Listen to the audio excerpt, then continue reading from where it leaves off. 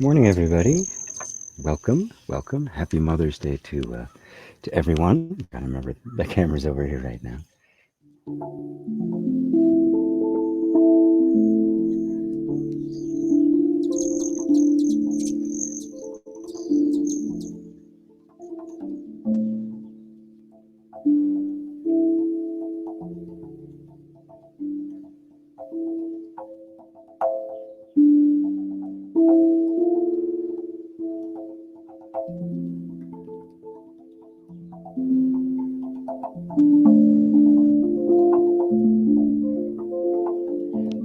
I just thought I'd play a little bit while people were arriving. So good to have you all here. When you hop on, please just do a little thing in the chat. Say hello. Tell me where you're listening from, and is it the first time you've ever stopped in on one of my meditations or satsangs or any of my live stuff? And like and share so others know about it as well.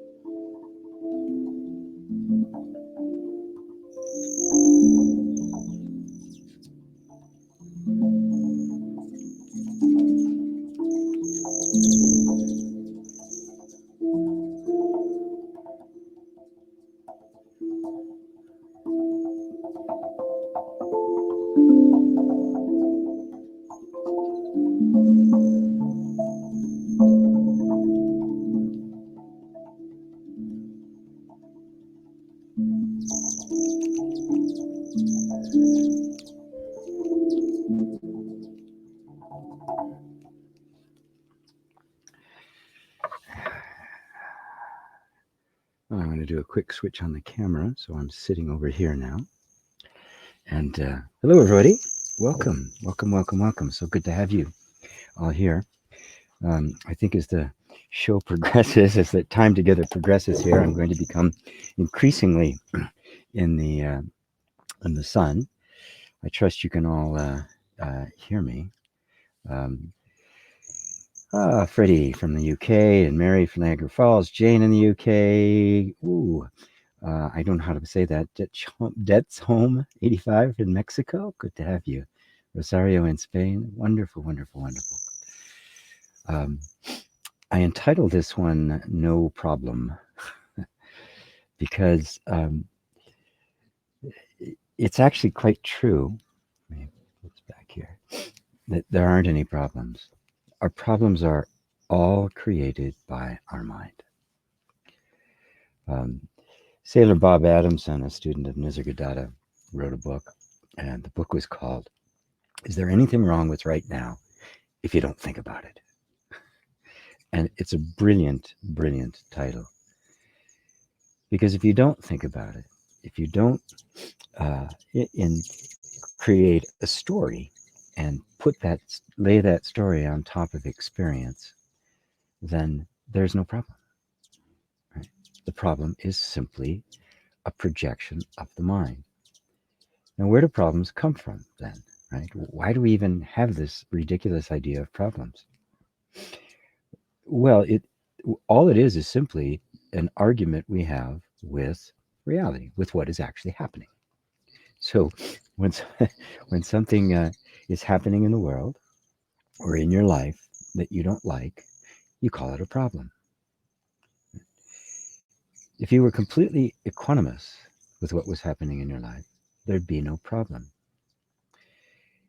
The Buddha's teaching, his very first teaching, was called the Four Noble Truths of Suffering.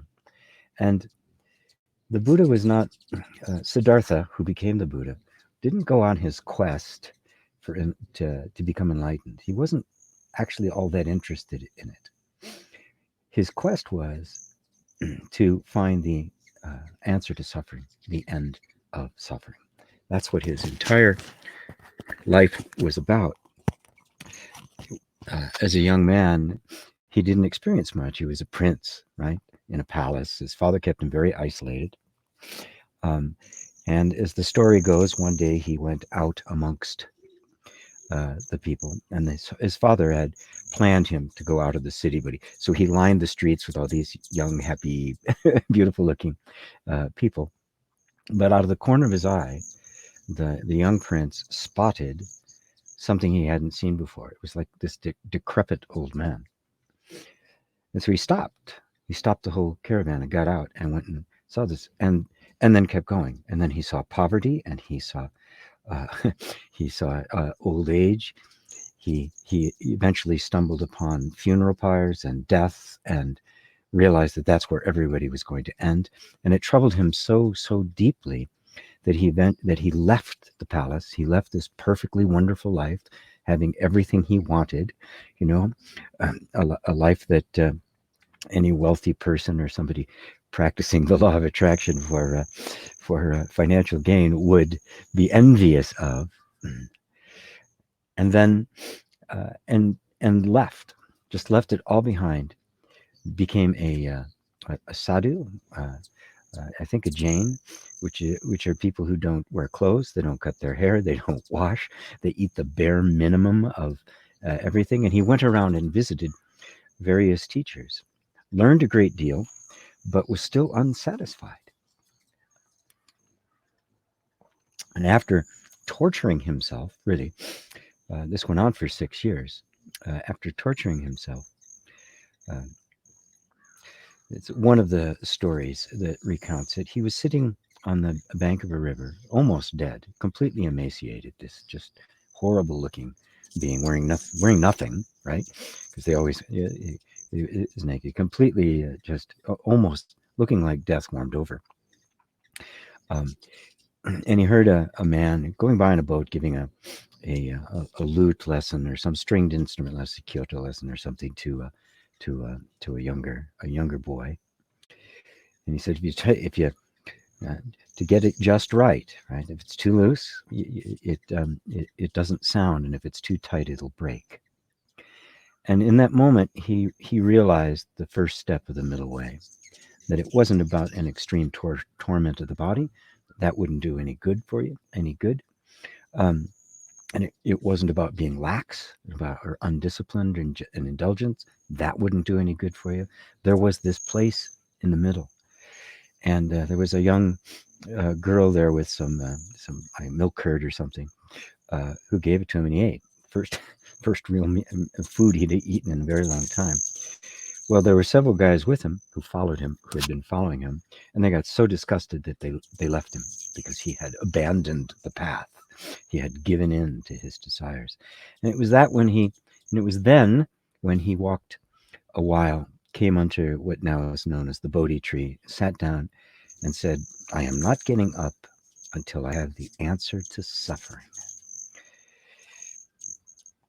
What a powerful thing for us to recognize. His motivation was the end of suffering. And what he discovered was the Four Noble Truths of suffering. That was his first sermon, the first sutra that he ever presented. But in it was something, a deeper insight that most have overlooked. And that is what he saw clearly, clear as a bell, was that the problem was not the circumstances of suffering, the problem was the sufferer. That there's nothing you could do about changing the circumstances because they were totally impermanent. You couldn't make the impermanent permanent. Attempting to do so created, you guessed it, suffering. And so he focused all of his attention on the sufferer.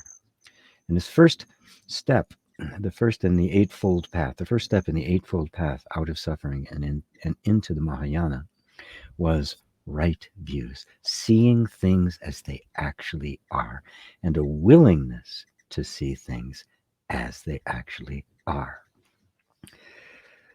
deeply, deeply profound, because if you recognize all the problems you've had in your life, you will find that it has been an argument with what is happening, even an internal conflict between what you're feeling and what you think you're supposed to be feeling, right? Who you are and what you are insisting that you become, what you have and what you don't have. But all of those conditions are completely neutral unless you make up a story about them. This, of course, was the essence of the discovery made by Eckhart Tolle that he laid down in The Power of Now.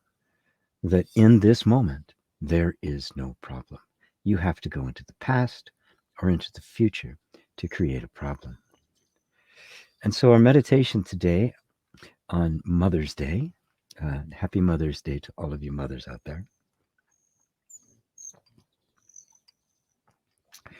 Our meditation today is called No Problem. And I want to take you to the place where there isn't any problems, where you can clearly see where problems, quote unquote, arise, how they're constructed, and how, in fact, they don't really touch you. So, I will be doing satsang later. So, don't get over exuberant with questions. I won't make this as long because in about 4 hours, I'm going to get back on for an extended satsang, which will go the whole 2 hours plus. I mean, last week I think I went almost 3. Um, so I will go through some of the questions here after the meditation.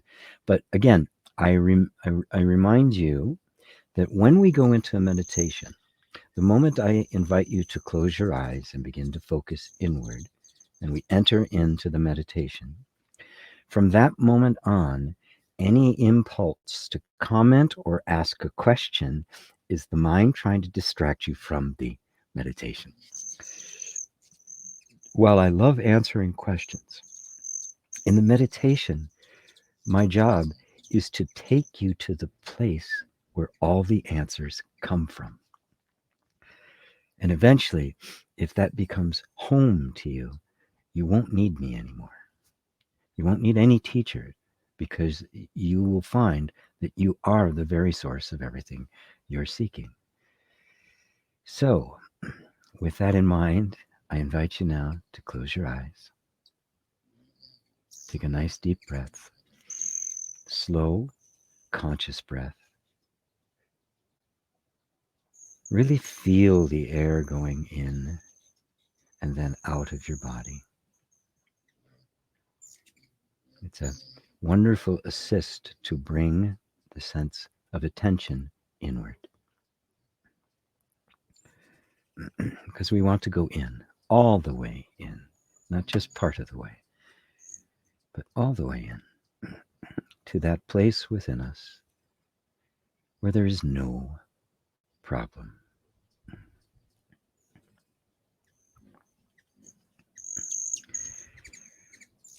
So it's good to start with the breath, especially if you're new to meditation or have tried it before and not been very good at it, not have much benefit from it.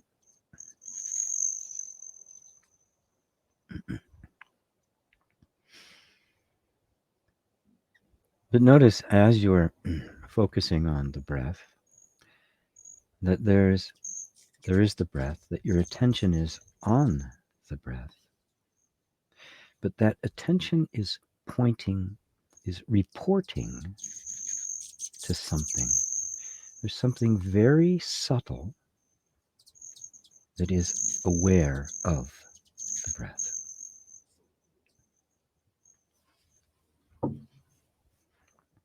It is aware that the attention is focused on the breath.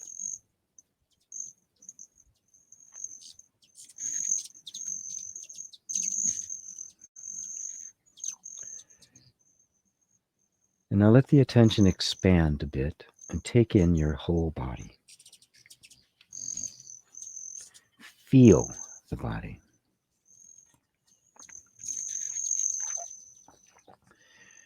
The moment you do that, it's very likely that the mind will start to narrate, show you a picture of your body, maybe label and name the part of the body that you may have gotten your attention.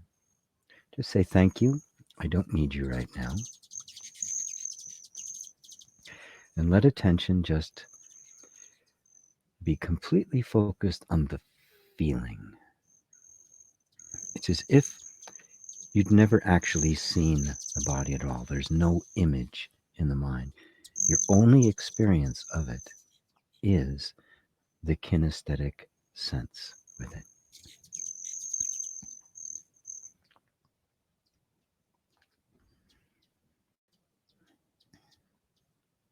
Notice that every part of your body has a very unique feel to it. It's a very subtle way of being present with yourself.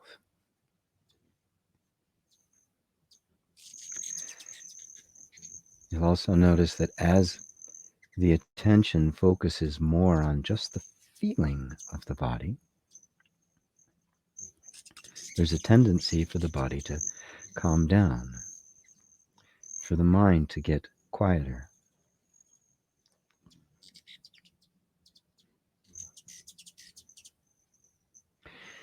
And once again, notice that you are aware of that. That the awareness of the attention and this field of energy is very real.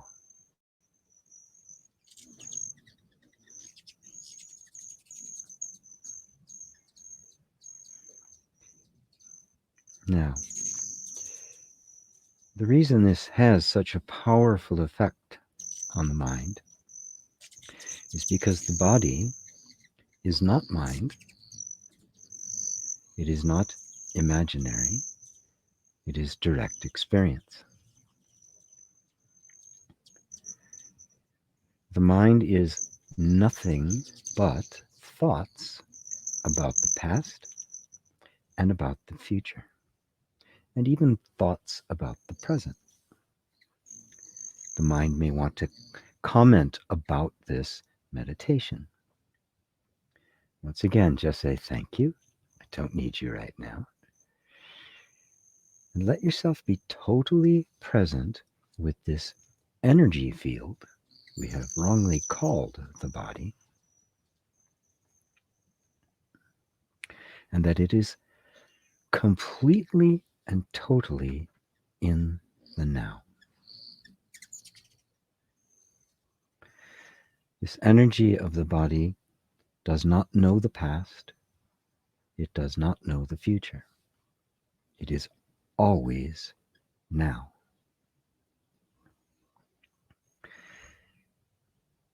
And now notice, without reference to any thought, past, present, or future, just this sense of presence of the body. Is there any problem?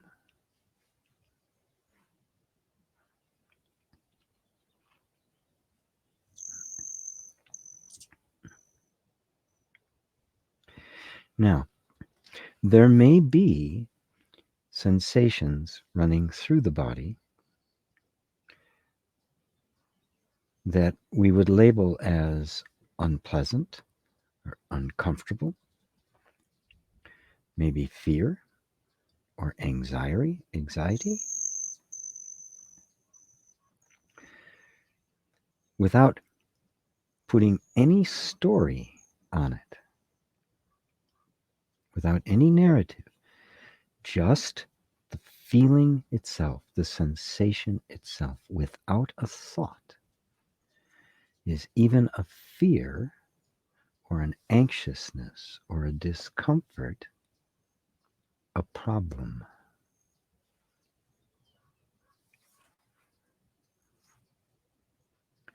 Without having any agenda to get rid of it or change it or fix it or reframe it, with no reference to thought, is it a problem? Or is it just an energetic sensation?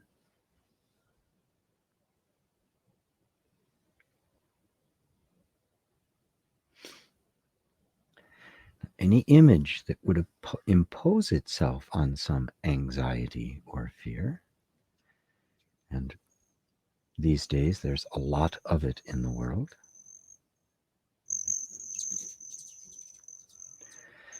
simply notice that that is a thought projecting upon what in fact is just an experience, just a vibration, just a sensation.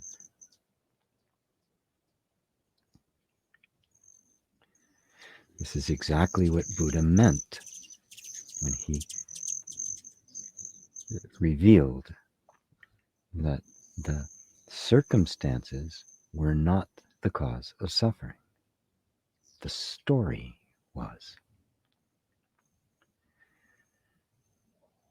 The body is not resisting fear, discomfort, anxiety. It is completely present with it. It's the mind that is resisting.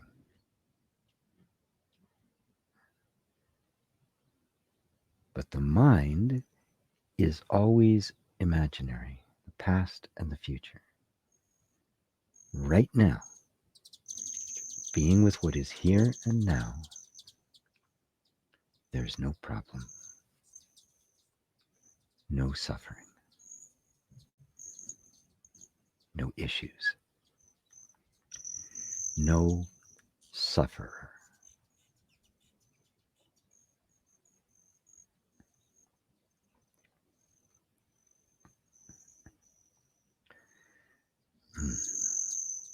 Now, notice that I'm not hypnotizing you, putting you into a trance. This isn't an altered state of consciousness. This is a very direct, sober seeing of what's actually here.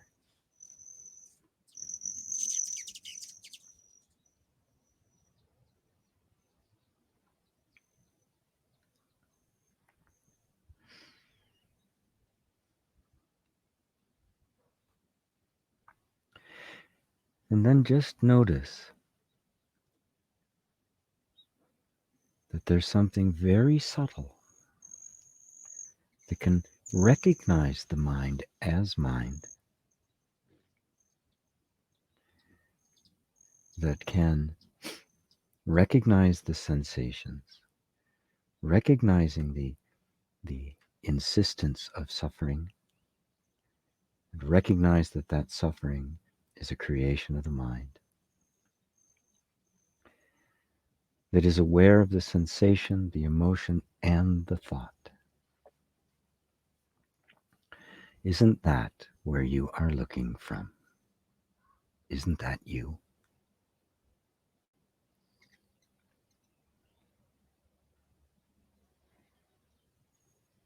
This has always been you. This has always been who you are.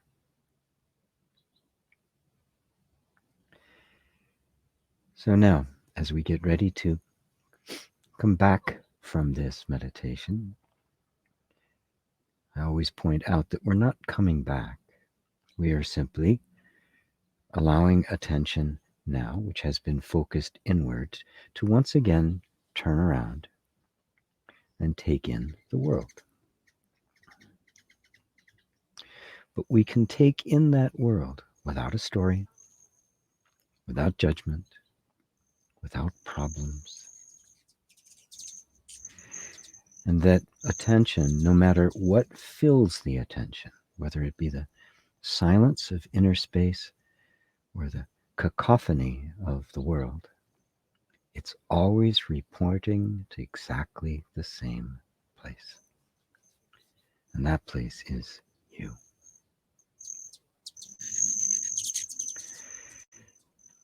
Take a nice deep breath. Move your body. And open your eyes.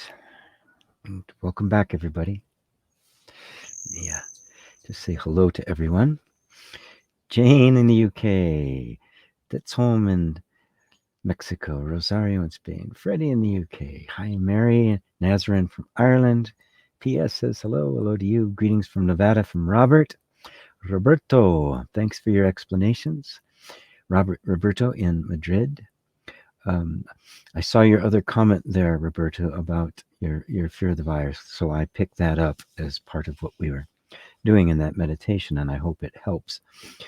Um, if you drop the intention, I should read what you say. I've not been able to get rid of my fear of getting the virus.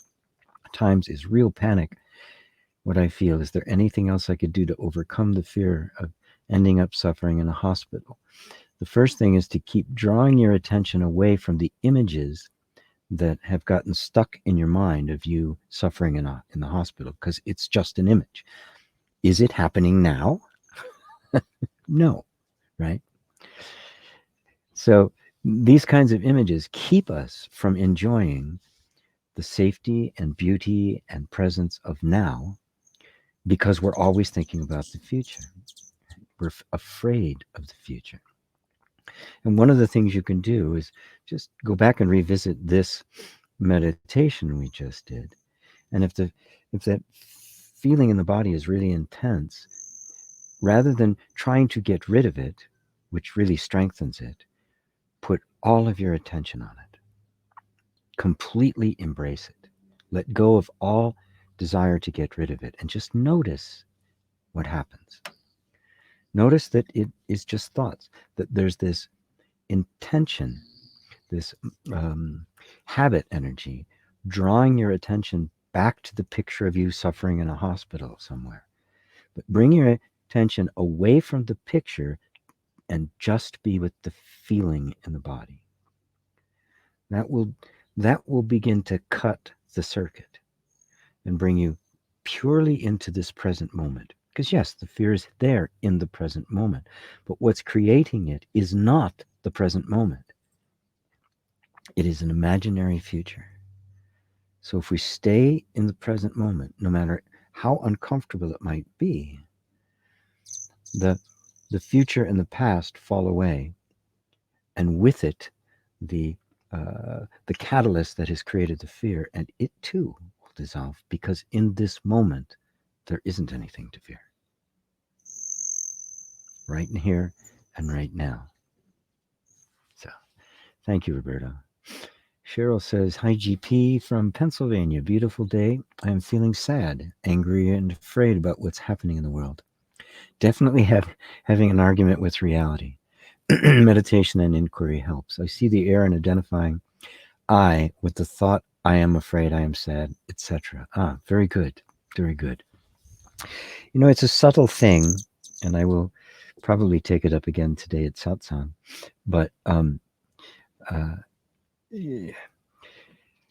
wiser than serpents, harmless as doves.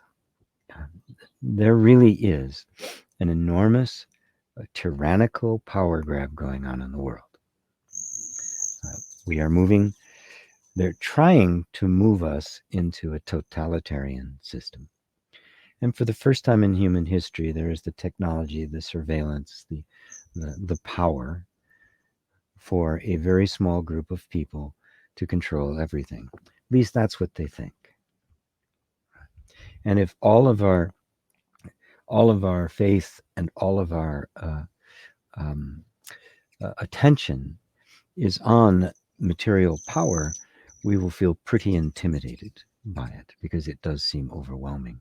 And as I pointed out before, in the Hindu tradition, the Kali Yuga, at the end of the Kali Yuga, it is going to appear as if evil had won. You know, it's kind of like the action movies where, you know, at the end, it looks like all is lost, right? And then suddenly some miracle takes place, and the hero emerges and wins the game, because it is essentially a dream. Right? Now, that doesn't diminish the intensity of it. It just shows that what we believe to be true about what is happening isn't really what is happening. And for all of the horrible things that are going on in the world in terms of tyranny, and David Icke calls it the totalitarian tiptoe, um, there is an equal measure, a greater measure of the inner drive for freedom. And notice in that meditation, when I bring you to that place, it's free because it is no longer a slave to the past and the future, to thought. And the one who is free is completely uncontrollable. The sage cannot be controlled by the tyrant. And this is what we are being invited into. It is not a reframe, it is not a spiritual bypass. It is the discovery of what real power actually is. In order for the totalitarian tiptoe to work, they have to convince you that they are powerful because they don't actually have any. Take away their money and all of the people that are protecting them. And what have they got? A bunch of old, fat, white dudes. That's what you have. And believe me, at some point, all of the people that are protecting them are going to say, why are we doing this? That's what happened in all of the nonviolent revolutions that have happened all across the country, all across the world. In, I think it was Yugoslavia, Hungary, in India, of course. It was eventually the the guard themselves, the army itself, the thing that was protecting the said, "What are we doing?" And they refused. They refused. It was over. So, wisdom is the answer here. A deep, powerful, penetrating wisdom, and this is what we are discovering here. Our eyes are open, and they can't close them. So, thank you for that. I'm sure there'll be more of that coming up on Satsang because this is on everybody's hearts these days. Danielle in Toronto. Hi, Danielle. Sarah, look at that sky. Protect your Irish skin. Yes, my housemate actually just handed me the other day. Said here because I'm beet red. So it's a little angle now. I will put some on before Satsang. Thank you, Sarah. Thanks, Mom.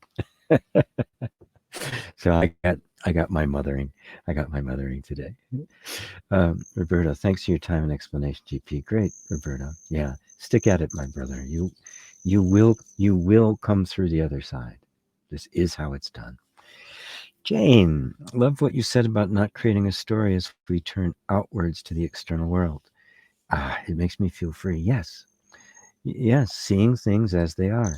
It was the first step the Buddha laid down in the Eightfold Path that led to the end of suffering. Right views. There was also right meditation, right concentration, right living, all sorts of things. But what did it start with?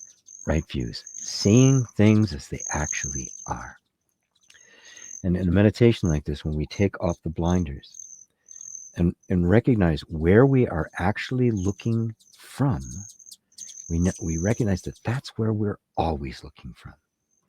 And then the challenge, the spiritual practice, is just becoming so sensitive to that we notice whenever we get hooked, whenever that sense of identity arises again. And it will, because it's just the way the nervous system functions. Identification is part of how things function. It is, in the chakra class, I call it the storyteller mind. It makes up an identity, and it has to, right? Because if you don't have an identity, you go nuts, right? Until awakening begins to occur and something deeper than the storyteller emerges. In that model, I call it the light at the center. And if those of you who are interested in that, the current, it's a 10-week program that I do about the chakras, and it's just ending now. This is the last week of it. And it'll be, I'll be starting it again in a month or so if anybody's interested in taking it. So, hello, Julia. Hello from Brooklyn. I love Brooklyn. Where in Brooklyn are you? I lived in Park Slope. Yeah. Was it Park Slope? Yeah, Park Slope is where I live. Right. Um, and sometimes my old roommate from there, who I rented a room from, shows up at my satsangs. So, Mary Sykes, they are using the power of our belief in them against ourselves. Yes, you got it, Mary. Yeah. Which means once you're not fooled, you're not fooled. Right? And little by little, all of them will be fooled. They're just really, really good at lying.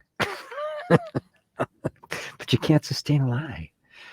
The amount of effort and time and energy and money and it takes to sustain a lie. Oh my God. Right? But the truth takes nothing to sustain because you can't thwart it. It's the truth. It holds all the cards. Mark Harmon. Hello, Mark. The neighbor in the apartment above plays amplified guitar, loud music, TV, etc., and I want to knock on his door and say, "Give me a break." I have in the past told him, and he apologized, saying he's half deaf from birth. I sit presently, comes and goes, tolerable, intolerable. Don't want the world to change for me, so I sit and feel crushing in the body, in the chest. Good. Um, Good. Not that you're feeling the crushing, but that you're willing to feel that, because in order for for harmony to emerge, it must first be established somewhere, right? So it's got to start with you. Um, you could suggest to your neighbor, by the way, of using headphones. There's all sorts of devices you can get where you don't need the amplifier. I've got one myself that I use that I hook this up to for effects and the like, and it works very, very nice. Gibson makes some. There's some very nice one you can suggest to him where he can just rock out as loud as he wants, push that volume as much as he needs, and you guys can all relax around him. But first, just establish, first off, if you have any antagonism or anger towards him, kind of just let go, which I suspect you don't. You heard when he realized he was half deaf, that, probably compassion emerged, right? But at the same time, you're part of this too. How about harmony for everyone? And if that becomes your motivation, harmony for everyone, right? Everyone involved feels harmonious. You will you will find that place of equanimity. So when you're feeling it in the body, remember, suffering is caused by our resistance to what is. If there's a crushing feeling in your body and you don't resist it, you will not suffer. I know that sounds completely out there, but it's true. You will not suffer. The suffering is all in our reaction to what is. There is no suffering in life. And so you'll find that all of these things in going on in your body are actually the resistance to what is. And the moment you drop them, they begin to fall away. And this is the essence of the spiritual practice. This is in the meditation. We go to that place which is aware of resistance, and yet itself is not resisting anything. Right? You know it's not resisting because by the time you can resist it, consciousness has already let it in. It's already here. Why resist what's already here? It's already here. Right? So instead, let it be here and let yourself become so malleable, consciousness so flexible that it just goes right through you. And you'll find over time, maybe quickly, nothing bothers you at all. It's hard for me to think of anything that bothers me. It just goes right past. There are a few things. getting on hold and having to go through 8 different automated systems and then end up back at the first one and you never, can I speak to a human? That one gets me. That's the thorn in my side I still have to remove. Julia, we're in Greenpoint. Oh, I love Greenpoint. But go to Park Slope for the food co-op. Wonderful, wonderful, wonderful. It's right. I was right by the park, actually, right at the top of the hill there. It's beautiful. Daryl Sanders, hello, LGP. All the places you have lived, where have you been the most happy and why? Oh, what a beautiful question. I've been the most happy here. And by that I mean here, and wherever I am is here. Um, I loved New York. Um, I loved, I even loved Las Vegas. I lived there for a little bit. I loved Washington. I lived here. I loved Miami. I loved San Francisco. It's where I raised my kids. I loved San Francisco.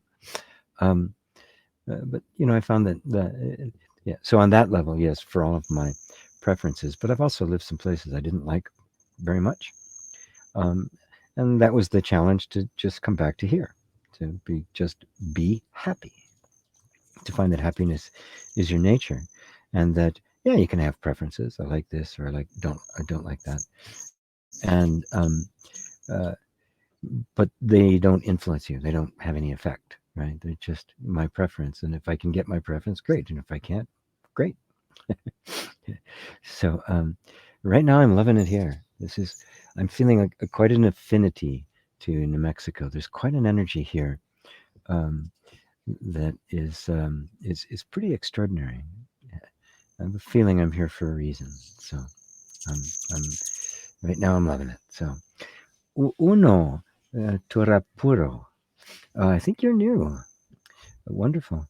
Hi GP. What is your view about this? The ego is not the mind, but it's is impression of the mind.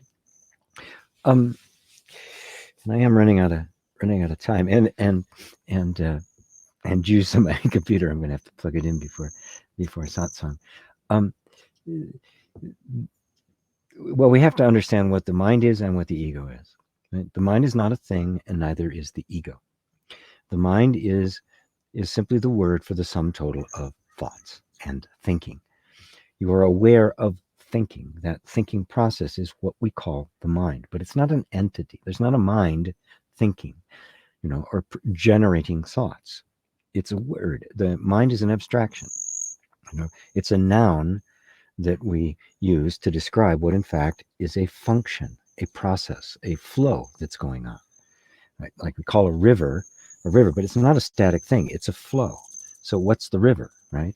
You can't stick your foot in the same river twice. So these aren't things. The ego is the same thing. The ego is a subset of thoughts, the thoughts that are all about me.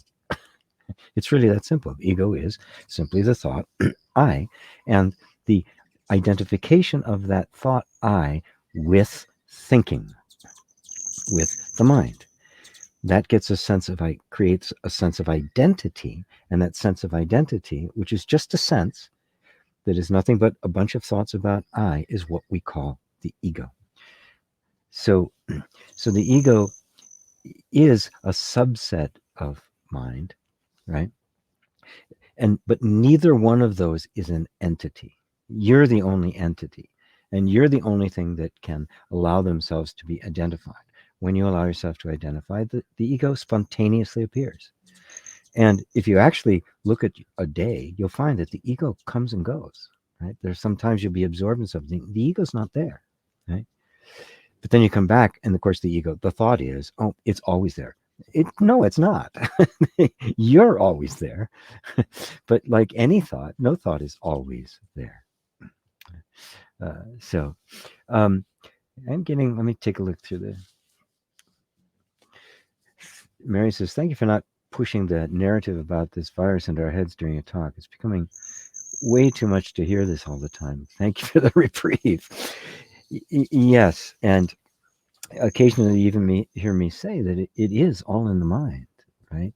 And I don't say it often because when you're a spiritual teacher with people listening to you, they can really go off on things and misconstrue things that you say.